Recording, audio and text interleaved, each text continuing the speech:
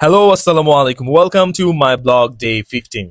আজকের ব্লগে আমি আপনাদের সাথে শেয়ার করব আমাদের ডরমেটরি থেকে একটি মজার রান্নার অভিজ্ঞতা। আর সঙ্গে থাকবে আমাদের বন্ধুদের সাথে কাটানো একটি আনন্দময় দিন। আজকে আমার কিছু বন্ধু এসেছে অন্য ক্যাম্পাস থেকে, তাই তাদের জন্য তাজা শাকসবজি কেনার জন্য বেরিয়ে পড়লাম। আজকে সোজা ডিরেক্ট চলে গেলাম শাকসবজির দোকানে, আর দেখলাম সবগুলো শাক এত তাজা যেন একটু আগে ক্ষেত থেকে তুলে নিয়ে এসেছে। শাক নিলাম, সাথে বেগুনও নিলাম বেগুন ভর্তা করার জন্য। এখানেও একটি সকিনা কালা আছে, তিনি খুব আন্তরিক আর তিনি জানতে চাইলেন চায়নাতে কেমন লাগে। আমি বললাম ভালো।在几年级了？2年，2年级啊。嗯，中国好不好？中国好。好吧。好的，这里找。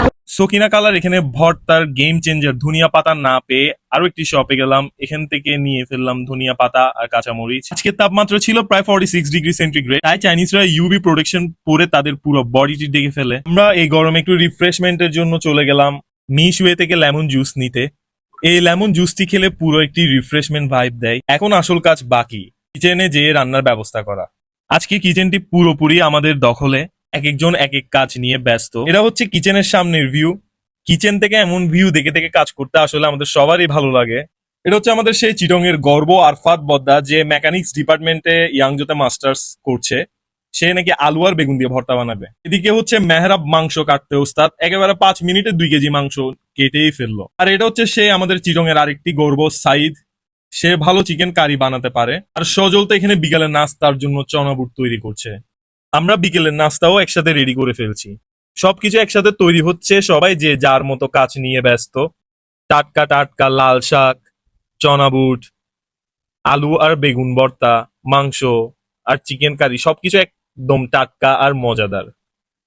এরই মধ্যে আমাদের রান্নার অনেকটুকু কাজ শেষ। এখন আস্তে আস্তে আমরা গুছিয়ে ফেলবো পুরো কিচেনটি। আর আমার সেই সাজ্জাদ বন্ধু কাজ নিয়ে এতটা ব্যস্ত, জীবন নিয়ে সে যদি এতটুকু সিরিয়াস হতো সে আরো অনেক দূরে গিয়ে যেতে পারতো। আর এটা হচ্ছে সে আমার অর্গানাইজ করা মশলা ডিব্বা, এখানে সব ধরনের মশলা রাখা হয়েছে। আর এদিকে সবাই যে যার রান্না নিয়ে ব্যস্ত, শুধু আমি ছাড়া।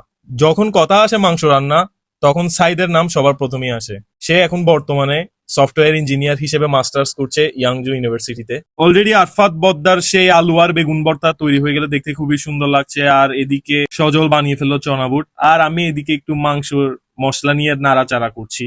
আমি জাস্ট একটু শো অফ করার জন্য মাংসের মশলা নিয়ে নাড়াচাড়ি করছি, তবে আমি এত ভালো শেফ না। ধরনের মশলা রাখা আছে, আমি সব পরিমাণ মতো দিব।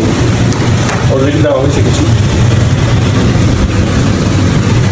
এমন একটা ভাব নিয়ে ফেললাম যেমন কি আমি মাংস রান্না করছি।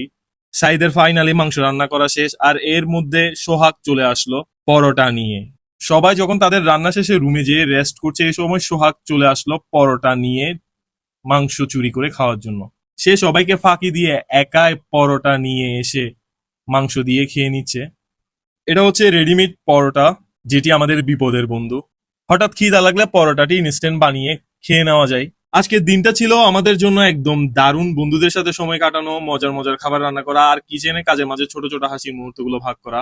আজ এ পর্যন্তই, দেখা হবে অন্য কোনো ব্লগে। Bye bye.